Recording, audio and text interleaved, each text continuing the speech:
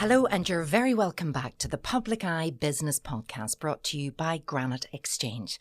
I'm your host, Sarah Travers, and as always, throughout the series, I'll be speaking with local entrepreneurs and business owners to learn more about how their companies have come to be, to gain insight into their growth, and find out, crucially, how they continue to innovate.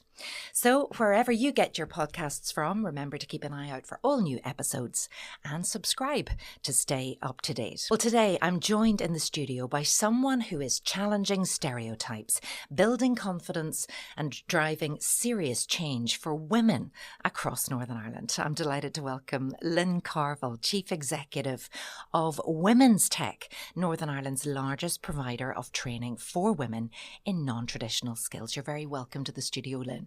Thank you very much, sir. So Women's Tech is based in North Belfast with satellite workshops in Newry and Derry and focuses on empowering women and girls, particularly from disadvantaged backgrounds, to build careers in sectors like construction, in joinery and in engineering, areas where women remain massively underrepresented.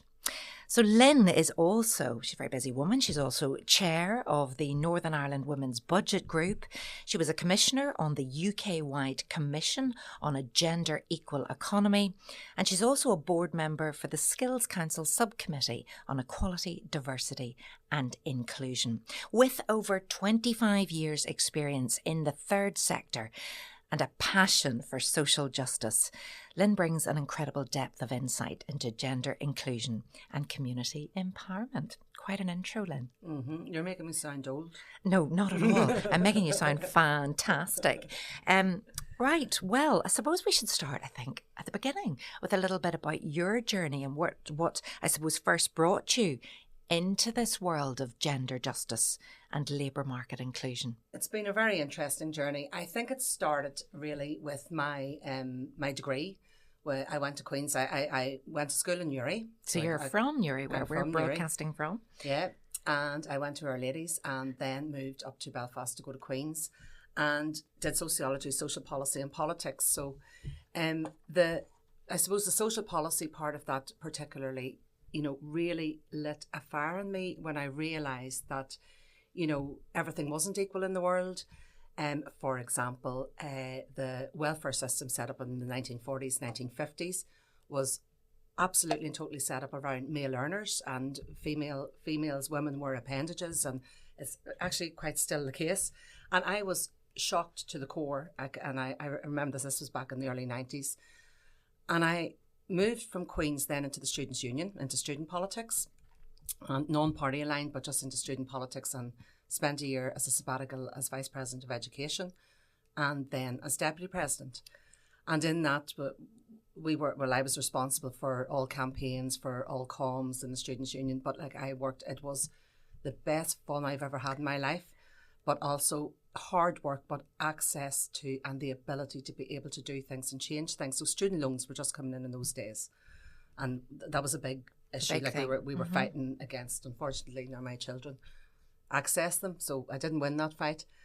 But when I was there, I realised that what I thrived on was helping people. Mm-hmm. So it didn't enter my psyche at all to move into the private sector or move even into the public sector. The third sector was always somewhere I wanted to work.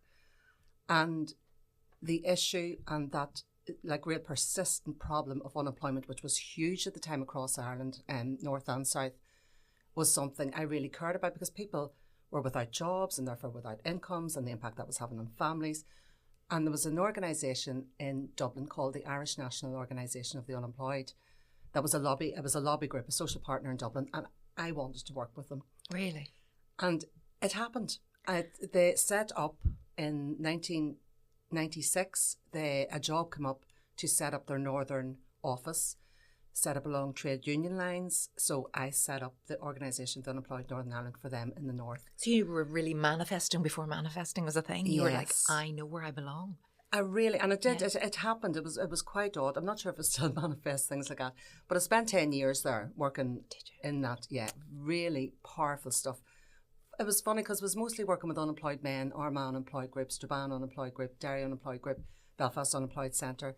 But I loved it. And it was bringing their voice to decision makers to make the policies that were coming from government, understand the lived experience of people who are unemployed. So that's where I started. That's where I started my career. I mean, that's really impressive. And already, you knew the third sector. It was nearly like a vocation for you, because you certainly don't go into the third sector to make money. Definitely not. So it was that sense of justice, wanting justice for people who were disadvantaged, who didn't have a voice. And I'm thinking back, like the early 90s, it was probably the same time as I was a student.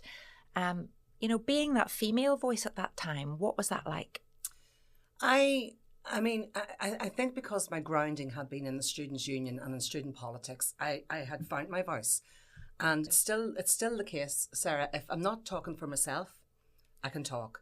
So if I'm talking on behalf of other people, it is no bother, ever. Whether, I know media can be difficult and stuff, but if it's on behalf of other people, I can do it as long as it's not about me. Isn't that interesting? So I was going to ask you, see, where did the confidence come from? What were you like when you were growing up? I was thinking, how did you find that fire in your belly? Yeah. And I think it's because it's that about really seeing social injustice, economic inequality, and knowing it's wrong and wanting to do something about it. And it's that thing, it's not about me. I don't feel comfortable living in a world where other people don't have the same opportunities, I suppose, as I do. And I've always understood that. And I know lots of people don't have that opportunity to see it. And that still amazes me sometimes, but I love giving other people a voice. And that focus has never changed for you over the decades? No, it hasn't. I don't think it has, no. And if I asked you, what kind of person do you think you are? If I asked you, how confident do you feel about you? Your own self-belief. Yeah, so that's something that's very, very different. And so I don't know. I think confidence waxes and wanes through life. Yeah. And particularly for women. And then, like, when we'll move on to the gender bit and the women's stuff. But, for women, they don't have the confidence men have. And I like, I've always understood this. So it's sometimes I don't necessarily feel very confident. I don't think. But when you're talking about something that you fundamentally believe in, it comes. And when you make change as well, when you help maybe inform and even shape or change laws or policies, has that happened for you? And how rewarding is that? It has. It's a long, slow, drawn out process. Policy work in our sector, but there is something that I am quite proud of. Way back in the day, well, it's not that long ago, but when welfare reforms come in the 2000s, 2011, 2012, significant welfare reforms that were going to mean very serious implications for women. Because it's women who mostly rely on welfare because of society and societal structures. And when universal credit was coming in, it was going to be paid to the main earner in a household, which was completely ignoring families where there might have been domestic violence or women didn't have access to money, and we're much more aware now around coercive control and all those issues. And at that time, working with colleagues, I started a campaign called the Empty Purse Protest, which was about money being removed from women's purses and put into wallets, and it did result in that time in that women could request that universal credit be split and that be given to both them and partners. So it was quite a big thing at the time. It's really burnout work, like, there's no doubt about it. And I moved on quite quickly after that into women's tech, but that is something I'm proud of, and other people, Women's Aid and women's organisations, have taken up that mantle and moved with it. And I am going to come to women's tech in just a moment, but I want to stay with this idea of equality, diversity and inclusion for a minute, because we are, at the time of recording, facing a bit of a global pushback on a lot of these agendas.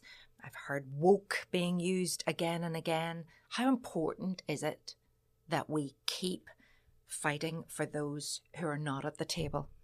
It's absolutely critical, but it's absolutely critical for many ways. It's about inclusion of people all people in society, and the understanding that not everybody is starting off. It's not, from the same position. It's not a level playing field.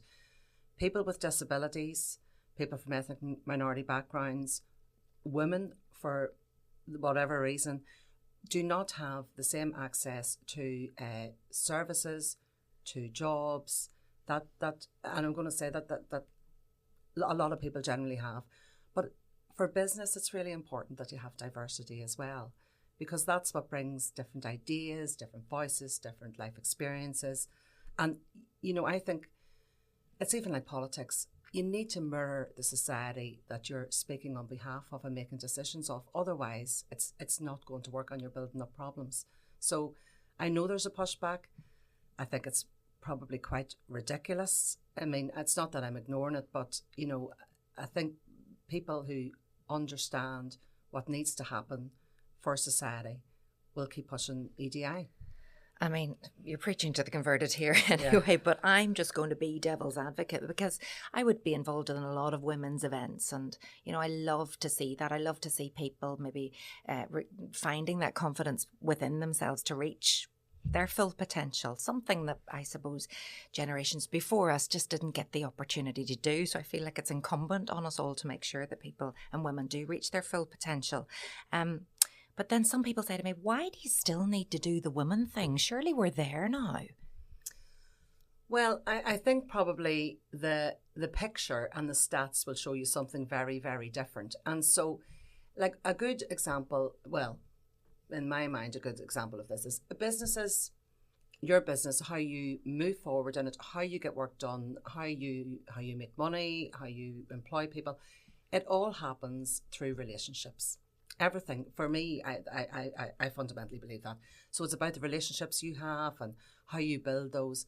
So men have golf courses where they can take themselves off maybe on an evening or a Friday and, build those connections, do those deals.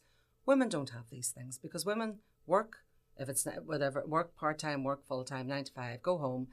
Still the burden of housework falls on them, and dinners and homeworks and and then the weekend, and it's a continual juggling thing. So the division of labour across society is not equally borne by everybody.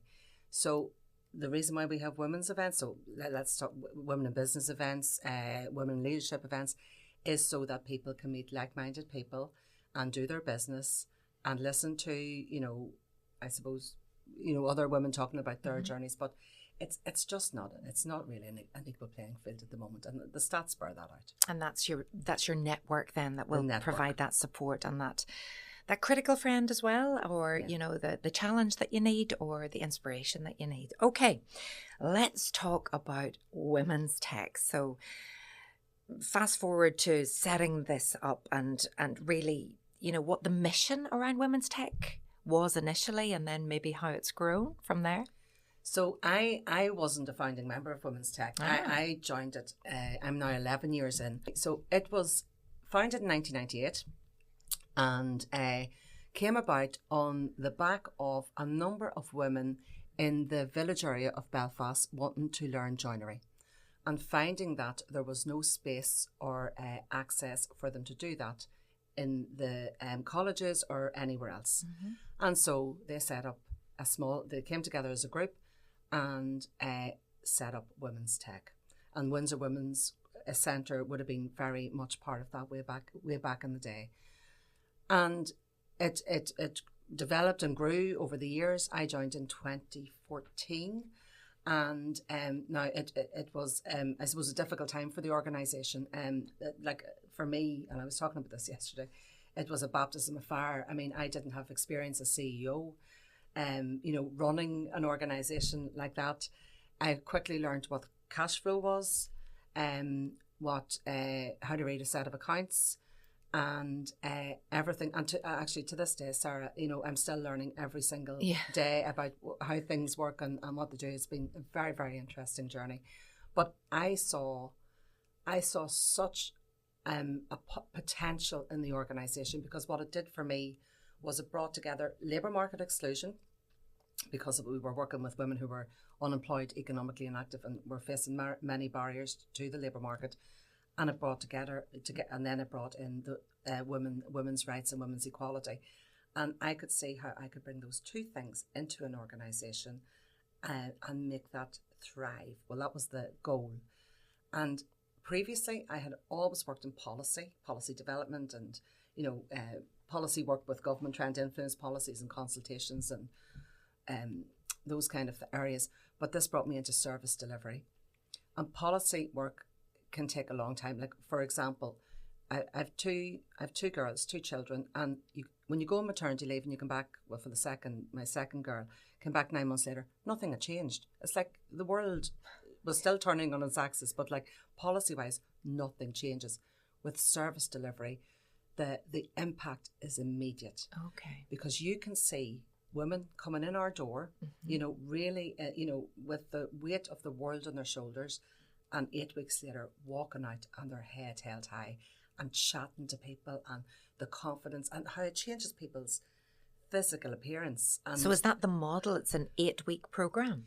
So that would have been one of our programs. Yeah. So sometimes it's 12 weeks. Like it's with the women, they're in 8 to 12 weeks. One morning a week, 8 to 12 weeks.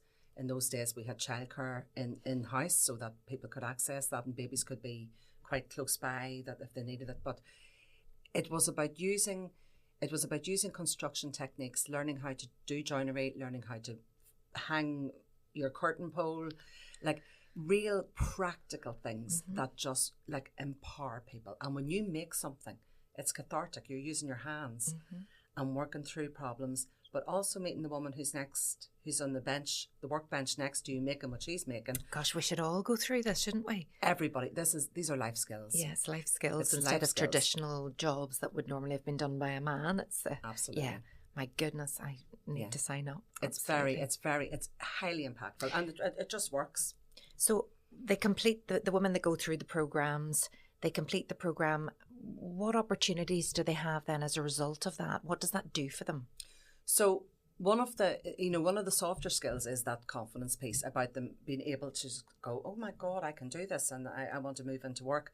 So we also have a number of wraparound programs around health, because massive barrier to women, where we have a pharmacist comes in and chats around health. It could be menopause, it could be prescription drugs, it could be anything. But it's that building of confidence, and the theory.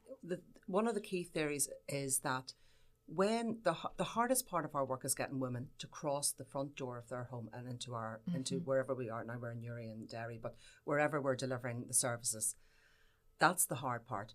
Then it is, will they want to go back home and sit at home with nothing to do? And mostly, if barriers are removed, they don't. So they go, I would like to go to work. So now, to be clear, while we are very closely linked with construction at the moment and will be with IT soon, the women are less likely to move into construction. We have a girls programme that we work on to do that, but they move into work. So our conversion rate's around 15 to 20%. So they're less likely to go into construction, did you say? Yeah, the women would be, yes. Right, okay. And why is that? Is it just that the industry's still not... Construction is 7 a.m. Now, I'm talking about on site. Yeah, and a lot of travel. A lot of travel abroad, and things like that. Now, but there are jobs certainly in construction, like in HR, health and safety, and office-based jobs that are there as well. Yeah. So there's still and that's where women predominate in construction. They're not on site. To this day, apprenticeships in Northern Ireland. So it doesn't have to be young people, because apprenticeships now cover all ages. Less than 1%, or it's around 1% of construction apprentices are female. Wow. 99% are male. So that's something I like to ponder about and go, why is that? And you and I recently attended the Skill Build, the Construction Industry Training Board in Northern Ireland, their big annual, showcase competition event for apprentices. Mm-hmm. And, we always give it an extra big cheer for the two women in a room full of hundreds of males. But you must feel so delighted when you see them up there. Oh, my goodness. This is like, if I see any girl like on site in construction, I do a double take, and it's like, I want to talk to you. No, there's a double chair. And the girls who go in there, so there were 2 girls that day.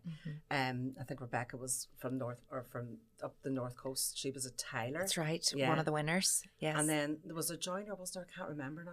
Oh, well, we should find the names, really. But, I mean, how they have fought to be there. How they have... That's it. Fought to be there. I'm thinking of Kiva from CFM, who won the Housing Executive Apprentice of the Year Awards. So even in their very, very small numbers, they rise to the top because they absolutely 100% want to be there. And the stories from, I've been talking to a couple of people this week, where girls are in doing their apprenticeships. All the people are fighting for them to go and work with them because they know how good they are. Great employees, and that's it. The industry really wants them there, but it's it's encouraging more to be really, really brave. To be really brave, but the other part of that, Sarah, is that this is all very, very simple stuff. In school, girls are simply not offered these opportunities. Never. I'm trying to think. I don't think anyone at our school was offered any construction, male or female, I'll have to say. Yeah. But, those skills-based things were definitely something that you went on maybe to the tech to do. Yeah. But it is so great to see them. What about entrepreneurship then? Does that suit a woman maybe that's been through one of your programs better? Could they start their own business, and have they? They absolutely have. So we have a program at the moment that it's called Building Futures. And we're in partnership with Bolster community that are based in Newry, brilliant partnership, and with Women in Business. And Women in Business bring that entrepreneurial skills training to that programme. So last year, I'm just thinking last week before Christmas, so every Christmas we have a massive Christmas craft fair, which it has to be handmade, whatever we're selling. And I can't remember the name of the class, but it was Make It, Sell It. And so the students come in, and they made items in the workshop. I spent a fortune, so there's still stuff like gin and tonic lemon boards and la la la la la. Very important. In the house, really important. And so they made the items in the workshop, and then they sold them at the Christmas craft fair after going through. I think it was a 10-week course with Women in Business. How to price things, how to sell them, how to do your marketing. Really, really, really successful program, which I think we're replicating again this year. And where do you get your funding from, Sarah? Everywhere. Everywhere. Absolutely. Beg, stealing, borrowing. Everywhere. So it's not easy. That's my job, is to, and I can't do that without the connections and the relationships. So we've about 25 to 30 funders, depending on whatever. We don't have core funding from government.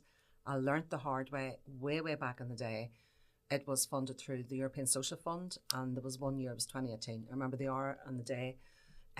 We lost that funding, and it was 80% of it went in one fell swoop. So my job since then was to diversify and to make sure that if you lose money, you don't lose everything. And I think we've been through that, and it's been a difficult journey, but really important that we did it. So so I'm sure that was like a huge challenge. So many charities and groups really struggled with the loss of the ESF. Yeah. But it does make you think differently, doesn't it, about sustainability, about going forward, about, not constantly waiting for the handouts. Yeah.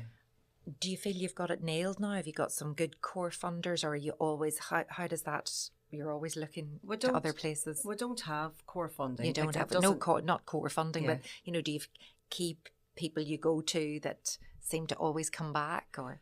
Yes, but that lasts as long as it lasts. Yes. And, we're like any business, it's about, what's happening in the broader economy.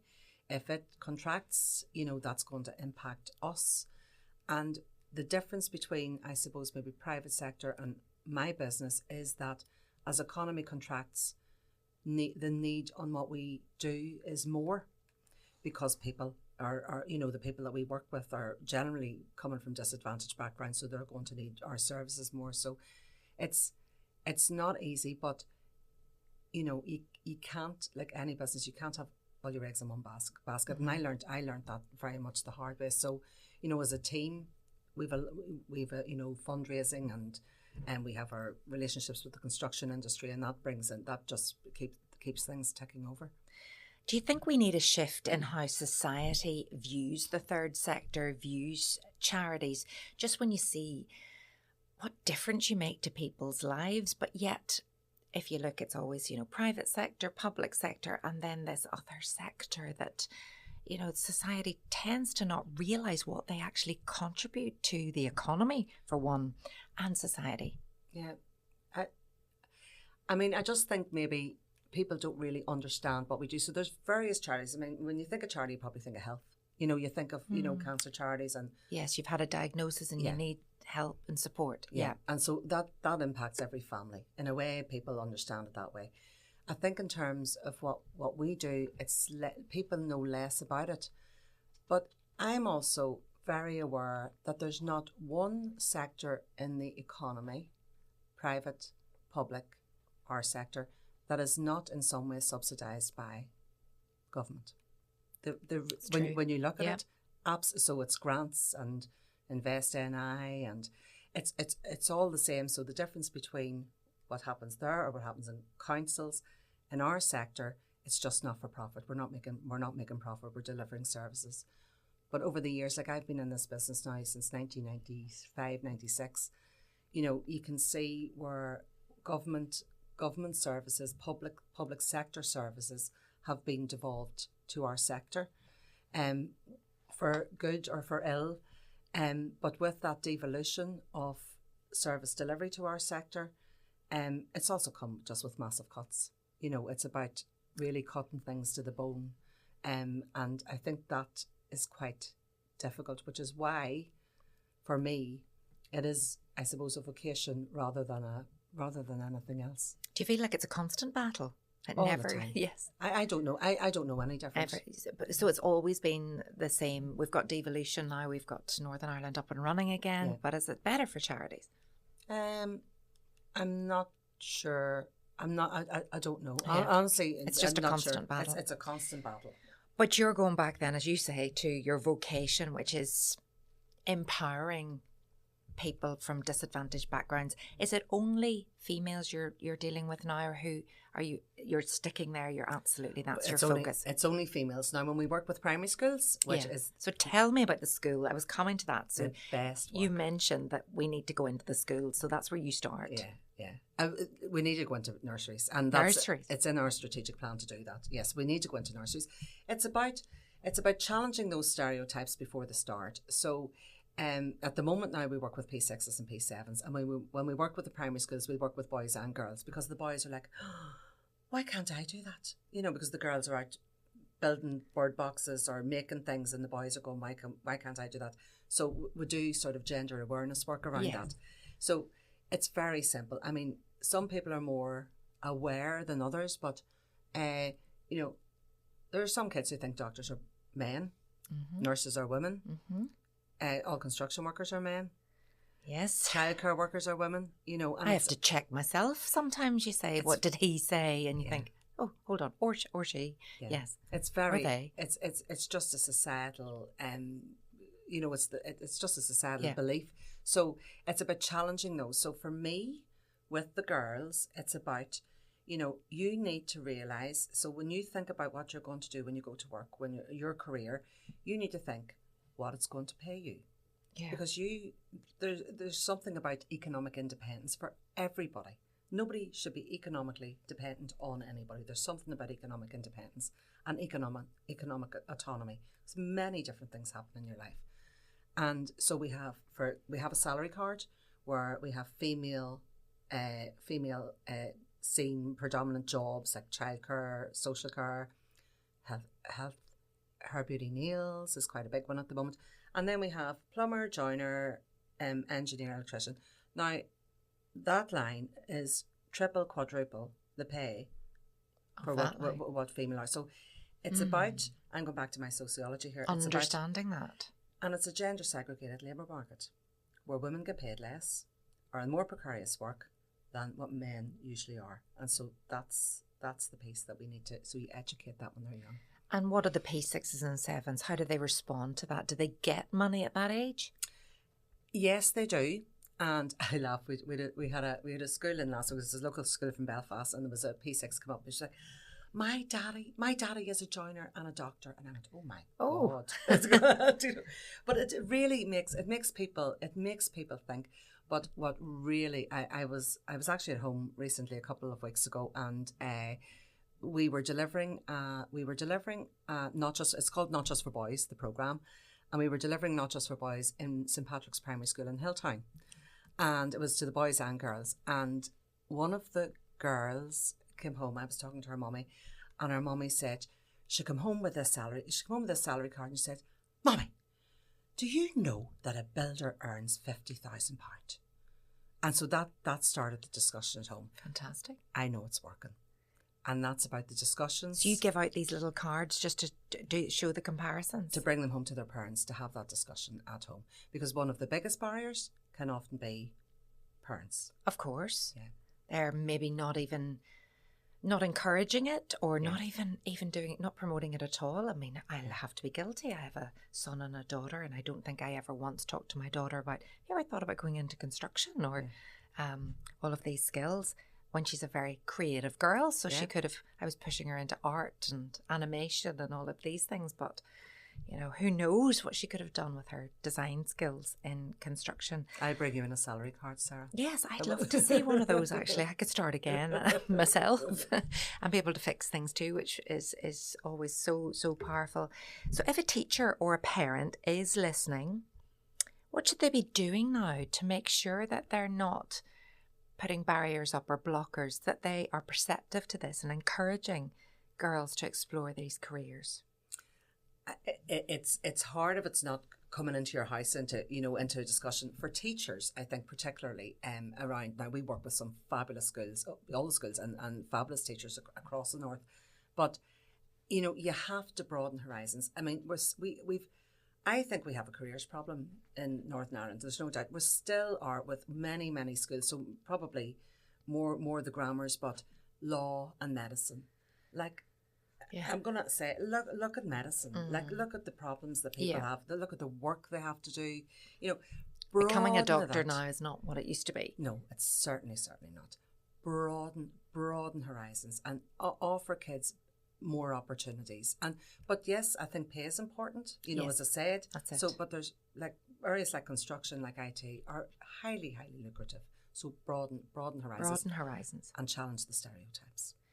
I'd like to talk to you a little bit about the Northern Ireland Women's Budget Group. I know you've been a key figure and instrumental in that, and the Commission on a Gender Equal Economy. What does that look like? Probably my little baby at work. So I was co-founder of the Northern Ireland Women's Budget Group way back in 2011, and we now have a worker. And so you'll find, hopefully, that when you're looking at politics and policy and Stormont, you'll find the issue of gender budgeting being mentioned. So that's where that's coming from. Right. Explain that to us, Lynn, because I'm now that all the cogs are whirring. I had no idea about this up until about a year ago, but explain what gender budgeting is. So when you are raising taxes or you're spending public money, it has a differential impact on men or women. We don't think about these things. But for example, let's look at the area of apprentices, which we were talking about there. And if there are 99% of construction apprentices that are male, filled by males rather than females, you're investing money in boys. And there's a huge push on apprenticeships at the minute, but therefore we're getting a skewed result. We're not investing in girls. You're not investing equally in girls. So it's about following the money. And you don't, until you see it and look at it, you don't even aware, or you don't believe it. You don't know it. But what are those stats? That's huge. Yeah. So that's investment in people's labour market participation, in what in their jobs. And that's just apprenticeships. What else? That's just apprenticeships. So if you look at anything, let's look at, let me see, education. If you are one of the areas, and this is a bit of a weird one, but if you look at the way schools are set up, you look at the playground. Now, this is a very weird one, right? When you go in, when I remember dropping the kids off in the morning, and you go in, this is how schools are set up, and this is still about money. But when you look at a playground, all the boys are on the playground playing football, and the girls are sitting on the wall chatting. Yeah. Right. Where what's happening? Why is there not something there for them? Why is there not something happening? So that's more of a spatial piece. I know this Whereas is. I know, but you've got that little ball that's being kicked around. But maybe is it the relationships with the girls? I don't know. Is that their network? I don't know. But what else is there? Yeah. Well, could there be something else that they're doing? Yes. I know that Derry and Strabane District Council are looking at piloting a gender budgeting piece of work. That's right. Around the first council to do leisure centres. That's right. So we've been working with them on that. And that's now when I heard this, because I'm learning this all the time, you just have to think about it and then see where it goes. So when you think of how leisure centres are used, right, how gyms are used, for example, do women use gyms equally to men? What time do they use gyms? How does having children or caring responsibilities impact on that? Who uses leisure centres? What times do they use it? How often do they use it? That's gender budgeting. And where does the money go? Yeah. So do you need to have certain classes at certain times that suit mothers? So it's gender timetabling and everything. It's but in the end, it's money. Yes. There's significant amount of money goes into this. There's a significant amount of money. And sport as well, even supporting our young sports people. Huge. Sport's huge because girls are Isn't not it interesting? availing. It is very interesting. And then the problem there, Sarah, is once you know something, you can't unknow it. And it's wrong. And it's annoying. Right. That's the problem. So what are you going to do about it then? Well, we're raising awareness about gender budgeting and about if you're going to raise tax, you need to see where money's coming from. If you're going to make cuts, you need to see where it's impacting. And when you're spending, you want to see who is actually benefiting from it. And it's about everybody should be able to benefit. Yeah. We can't bury our head in the sand, and you can't argue with the facts and the data. Yeah. And then we need to change. I imagine that there have been a lot of standout moments for you over the years, Lynn, and many standout moments to come too. What would you say has been your most proudest achievement or moment to date? Well, it's very hard. I know, like, I understand that periods of real challenge, which are very, very difficult, actually are also periods of real growth, and that's what changes. But it's like, I don't know sometimes if it's worth it, but I think maybe it is. It's just the way life is. But I think, back in 2017, 2018, where Women's Tech did lose 80% of our income in one fell swoop, and we'd been through a lot. We'd been through a real contracting of the organisation, and just a difficult period. And I thought, well, nothing else could happen. There's no way. And then that happened. And I didn't know if I had it in me to continue. And I really didn't. I took a day and I had 2 brandies and I took a day. And I went, right, no, I want to do this. I've started it a couple of years ago, and I wanted to do it. And I spent the next 3 months talking to anybody who would listen to me, going around government and around people. And it still amazes me how many people want to talk to you. It's a very, people are very willing and whatever. And so it all came around that, we diversified and money came in, not immediately, but it did come in, and we were able to grow the organisation again. And I just know how hard it was. I know how hard it was for my team, but I kept my team together and we rebuilt, and we actually made it the way we wanted it to be. It's better now. It's much, much better. But as you say, was it worth it? Would you want to go through it all again? No, I definitely wouldn't. And I don't, but I suppose maybe that's, no. But that evolution came out of something difficult. And I suppose it is about keeping evolving and knowing that actually is what we all need, and a little bit of flexibility. Yeah. And we can't have all the eggs in one basket and expecting everything to stay the same, because that's not the way it works. No. And that would bore me to death anyway. Like a challenge. We need a challenge, we definitely need challenged. And, it's about seeing opportunities and taking them, and working with people who align with your values. And that's my favourite thing in the world, is collaborating and working in partnership with industry and because that's how change happens, because our third sector can't do it by itself. It takes loads of different people, and bringing them in, or you joining them, or whatever. That's how change happens. I love that part of the work. Yeah, so it's always that relationship building and Always. getting out there, and you never know the opportunities that could be around the corner when somebody else like-minded with the same values as you suggests something. Yeah. And then you go, yeah, let's do it. Yeah. And that's the beauty of our sector, though, so that when we see need or something that needs done, we can tackle that immediately. Like that's what we're set up to do. Whereas if you're in the public sector or you're in the private sector, well, the private sector is a little bit different, but there's bureaucracy and protocols and systems and different things, and don't get me wrong, because like we're audited, governance to the risk, all of that. Yeah. But we're set up to deal with things immediately, and that's why we're needed, because there's crises everywhere all the time with people. Yeah. Yeah, and you're the first port of call for so many. Yeah. What did it teach you going through that about you as a leader and you as a person at the head of an organisation?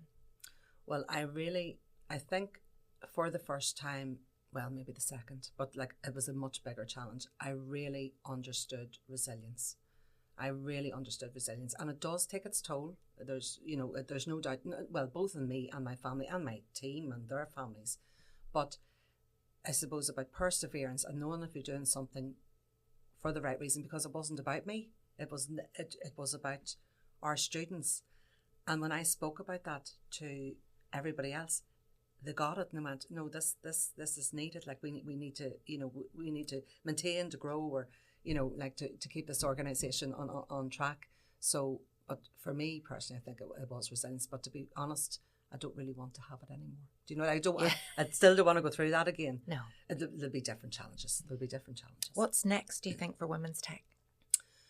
Well, we're in a very exciting phase. Like I absolutely, like we work with our women, and that's always going to be there. It's really, really important. I would be remiss of me not to say that, different challenges face them all the time. So like barriers and everything. And at the moment, our biggest issue, most unfortunately, is domestic violence. And it's just endemic. And, so that's not our core mission. But when women coming in across our doors, that's what we're dealing with. Is that right? Yeah.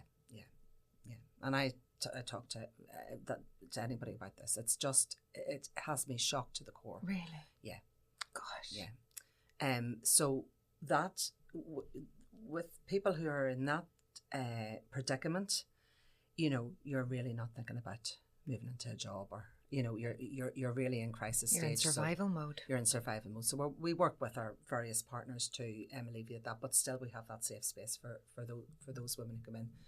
Working with the kids is just fantastic. It's just brilliant, because their brains are little sponges, particularly the primary school. And I am so excited to see our intervention in P6 and P7 manifests itself as they move into secondary school and beyond and into their jobs, because they'll remember that I learned how to do this, or I learned how to do bricklaying. Their favourite is bricklaying. They love bricklaying. Yeah, that's brilliant. And it wouldn't matter if it was snowing. That they're out in the concrete with us. I don't know what we use, the mortar, but I mean, they just love it.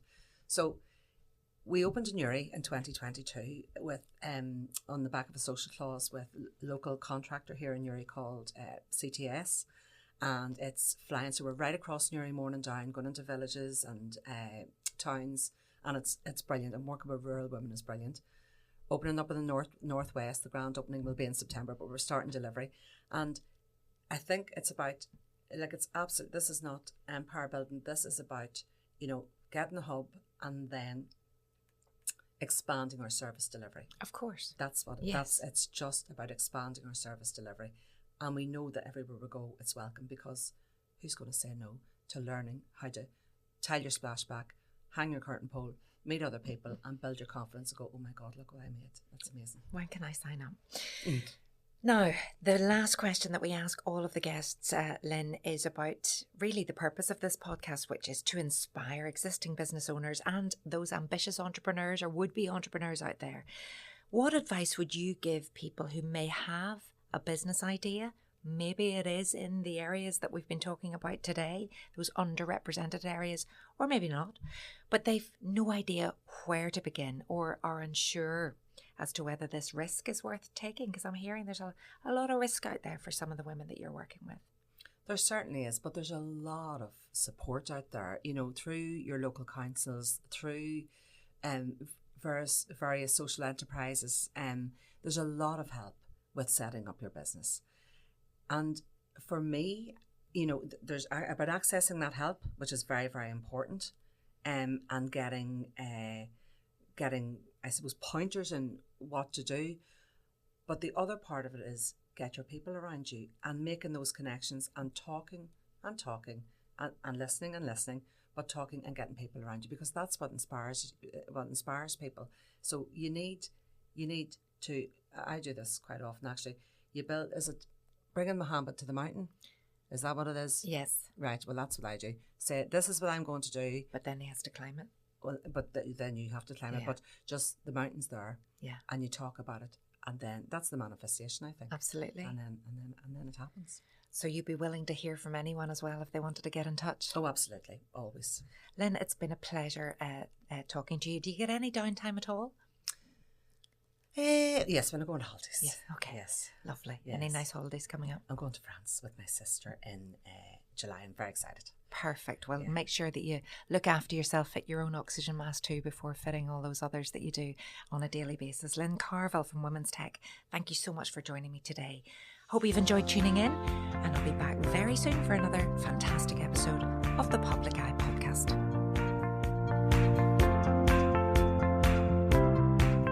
This podcast was recorded in Granite Podcast Studio. Interested in starting up your own podcast but don't know how? Granite Podcast Studio can help. Record your podcast in our state-of-the-art studio, which is based in the heart of Newry City. Our studio has cutting-edge and user-friendly technology and can seat up to 4 people.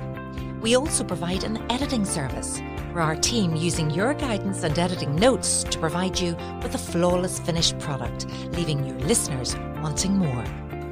For more information on how you can get started, visit www.granitepodcaststudio.com.